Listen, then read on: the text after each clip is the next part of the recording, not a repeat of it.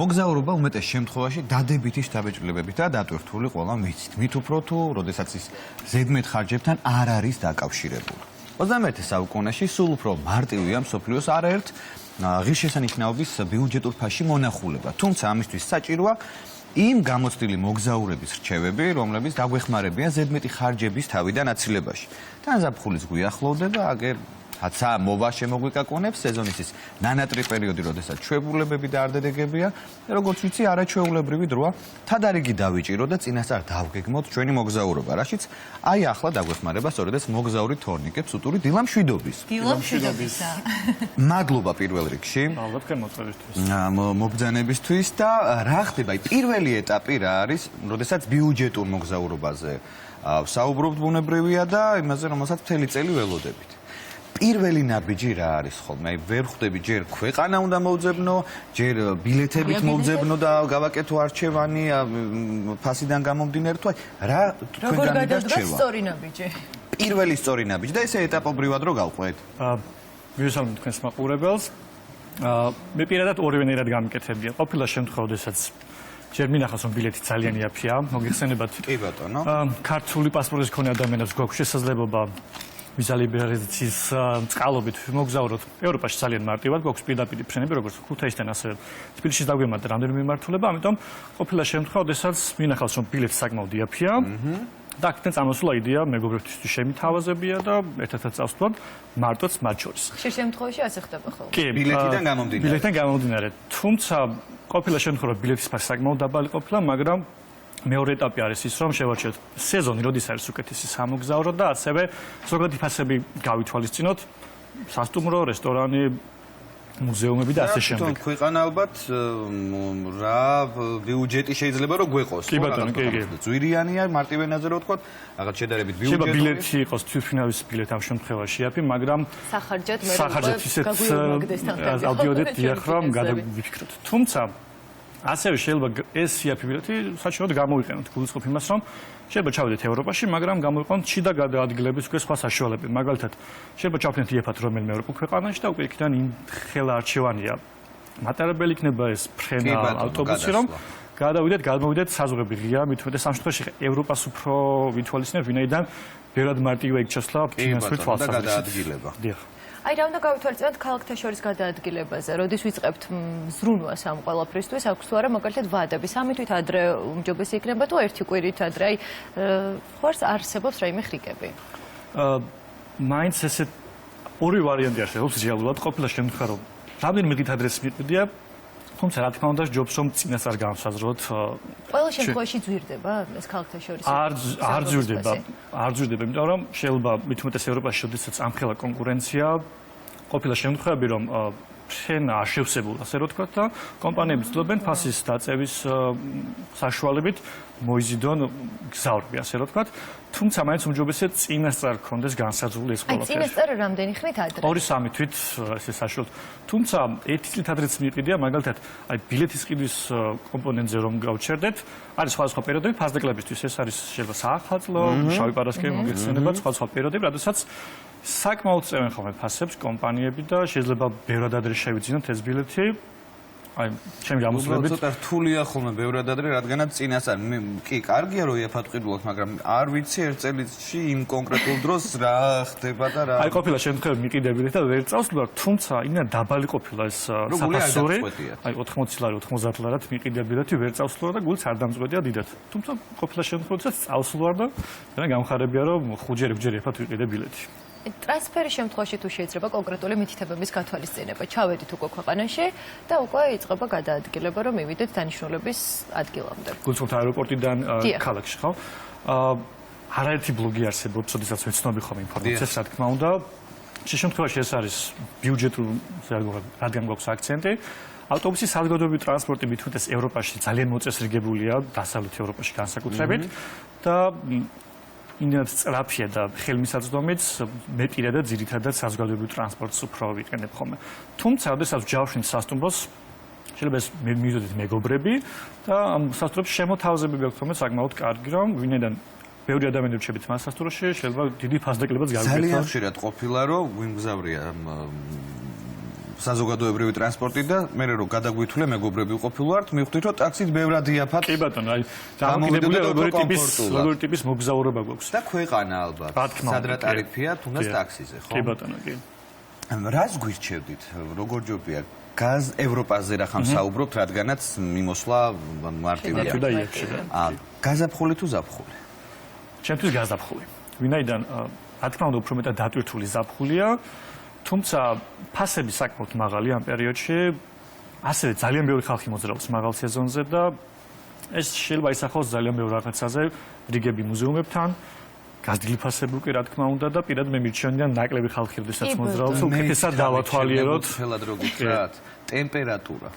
გაზაფხულის ტემპერატურაზე, ანუ 20-25 გრადუსზე როცა მეხეობს, უფრო როგორ გითხრათ, უფრო ნაკლებად ვიღლებ, უფრო სიამოვნებს ქუჩაში და ქალაქში გადაადგილება, სიამოვნებს დათვალიერება, როცა ძალიან ცხელა, ძალიან ცივა. გონებას კარგად ხოლმე მიჩემ. არაფერი არ მაინტერესებს. მეც კონდიციონერს ან გამათბობელს. კი ბატონო. იმიტომ ვართ მეორე კატეგორია, რომელსაც მხოლოდ გარკვეულ პერიოდში გვაქვს შვებულებები. და ეს არის ან ზაფხული, ან ზამთარი, ყველაზე აქტუალური პერიოდი. სწორედ ამიტომ რა უნდა გავითვალისწინოთ, თუ კი აი ასეთ დატვირთულ სეზონზე მე შემიძლია რომ გავიდე ქვეყნიდან. გეგმა უნდა გქონდეს, სადმე რომ მივდივართ, აი შენი პირადი გამოცდილებით რა არჩევები შეგიძლია რომ გითხრა. ძირითადად მაინც გეგმა ასე გაწერილი მაქვს ხოლმე, როდესაც ვადებში მივდივარ. გულისხმობ მოგზაურობას ვარჩევთ თან ჩვენი ფინანსები, თან თავისუფალი დროის მიხედვით. დროიდან და სწორედ ამ პერიოდს გულისხმობ, როდესაც ძალიან ესეთი დატვირთული სეზონია, ზაფხული და საშობაო პერიოდი ავიღოთ, მოდი ეს ორი რამ. როდესაც დროში შეზღუდული ვართ, რა თქმა უნდა, უმჯობესია ყველაფერი მაქსიმალურად სწორად გავთვალოთ.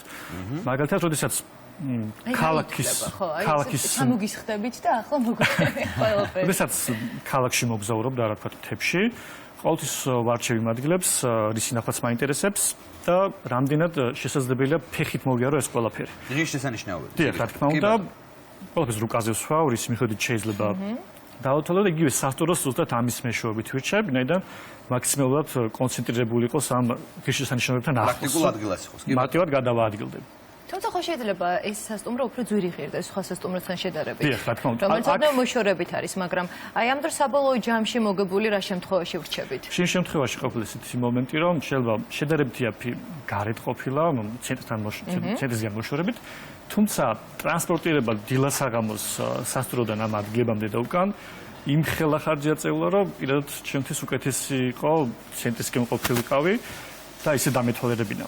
ასე როდესაც ბიუჯეტურ მოგზაურობაზე ვსაუბრობთ, მით უმეტეს ევროპაში, შეიძლება არ ვახსენოთ ესე ჰოსტელების ამბავი, როდესაც სტუდენტობის დროს ბევრჯერ წავსვლავ მარტოც, მეგობრებთან ერთად, როდესაც ეს ჰოსტელები ვინც არიცით, გეტყვით რომ შეგახსენეთ, შედიხარ ოთახში და ბევრი სხვა ადამიან მოგზაურებთან ერთად იყოფები. რა თქმა უნდა, დისკომფორტია. ხო, უსაფრთხოების შეგრძნება მთლად არ გაქვს. კი, დისკომფორტია, რა თქმა უნდა, სხვა ადამიანთან ყოფნა, თუმცა თავის დადებითი აქვს, რომ თუ ბიუჯეტურად თუ გინდა ცოტა რაღაცებიც უნდა დათმო კომფორტის თვალსაზრისით, თან ჰოსტელების უმრავლესობა ცენტრში მდებარეობს და მარტივად შეიძლება გადაადგილდე ამ შესანიშნავების სანახავად. კიდევ უფრო მეტი კონკრეტიკა რომ გავაკეთოთ, რა დრო ჯობია ბილეთის ყიდვა დღის რა მონაკვეთში? ამაზე ალბათ არაერთი ვლოგი შემოხვედრია და ყველა განსხვავებულ რამეს ამტკიცებს, თუმცა ესეთი კონკრეტული უნივერსალური გასაღები პირადად ჩემთვის არ არსებობს. მაქსიმალურად ვცდილობ ბილეთის ყიდვისას, საიტებს აქვს ესეთი ფუნქცია, როდესაც შევდივართ, ფასის ძებნის ფუნქცია არის ასეთი, ვიჩვენებთ დანიშნულების ადგილს, საიდან გვინდა გაფრენა და ის გვთავაზობთ რა პირობებში რა ფასებია კონკრეტული მიმართულებებით. კი ბატონო. ასევე იქვე შეგვიძლია მოვნიშნოთ ჩვენი მეილი, სადაც მოგდის სისტემატიურად, რომ აი ამ დანიშნულებაზე არის ფასდაკლება, შეიძლება შეიძლება ბილეთი, შემოთავაზება შეიძლება შემოგდეს კომპანიისგან, ამიტომ ეს ფუნქციები ჩართული მაქვს ხოლმე ამ შემთხვევაში და ასევე ესე ჩვეოში გადამეზარდა უკვე თავისუფალ დროს 5-10 წუთი რომ ყავის დალევის დროს ან შედიხართ უკვე საერთოდ ვათვალიერებს სხვადასხვა საიტებს. მაშინ კიდევ უფრო პრაქტიკული კითხვა და პრაქტიკული რჩევა. თქვენი გამოცდილებიდან ევროპის რომელ ქვეყანაში გიმოგზაურიათ ყველაზე ბიუჯეტურად? აგვისტოში. მაინც წამალ აგვისტოა ძირითადად. კი ბატონო, სადროსაც ვისვენებთ.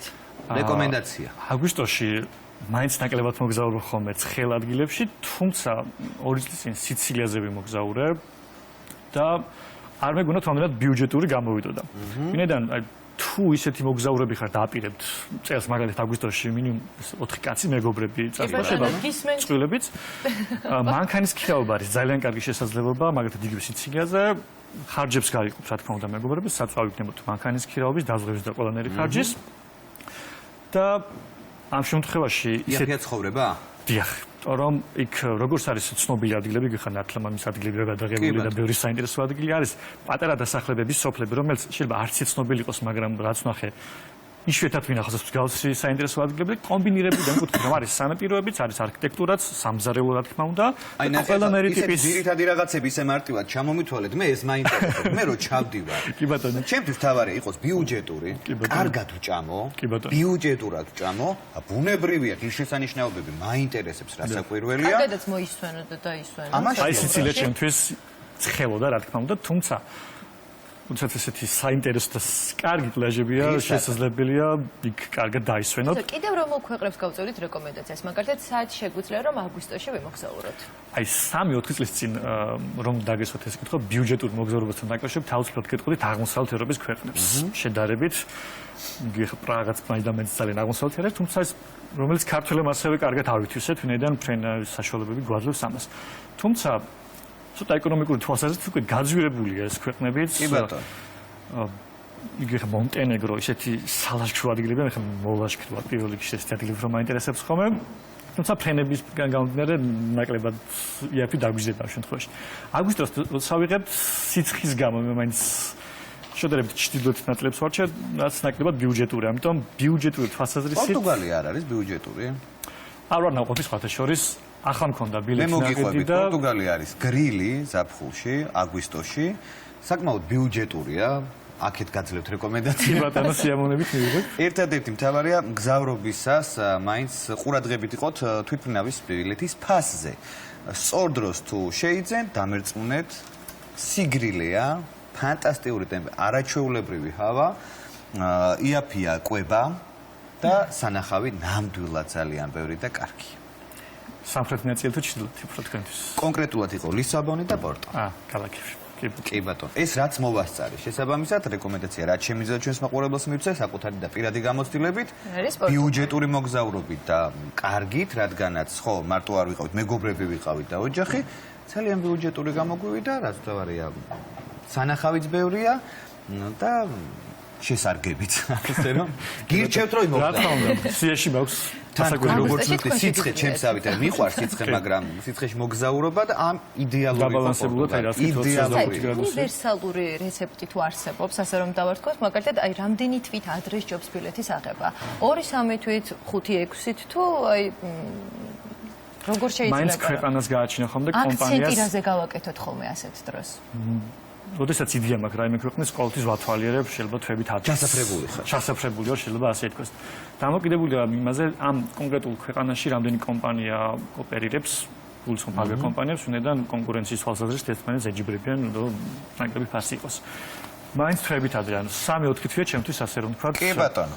საშუალო. თავი რა წინასწარ ქონდეს გაწერილი, როგორც მივხვდი, თავით ქვეყანაში როდესაც მოგზაურობთ და ვიცოდეთ რას როდის როგორ გავაკეთებთ. მაგალითად და ის ადგილები უკვე ამის შემდეგ შეიძლება თავარი მაინც ალბათ ბილეთია, რომ უკვე როცა იცი რომ ბილეთი ნაკედი გაქვს, შედარებით ეკონომიასაც აკეთებს სხვა მიმართულებით, ფულსაც ისე გადადებ გვერდით და უფრო გადაანაწილებ. კი ბატონო. მადლობა ძალიან დიდი. დიდი არა, მადლობა. საინტერესო და თავგადასავლებით სავსე მოგზაურობას გისურვებთ. თქვენც ასევე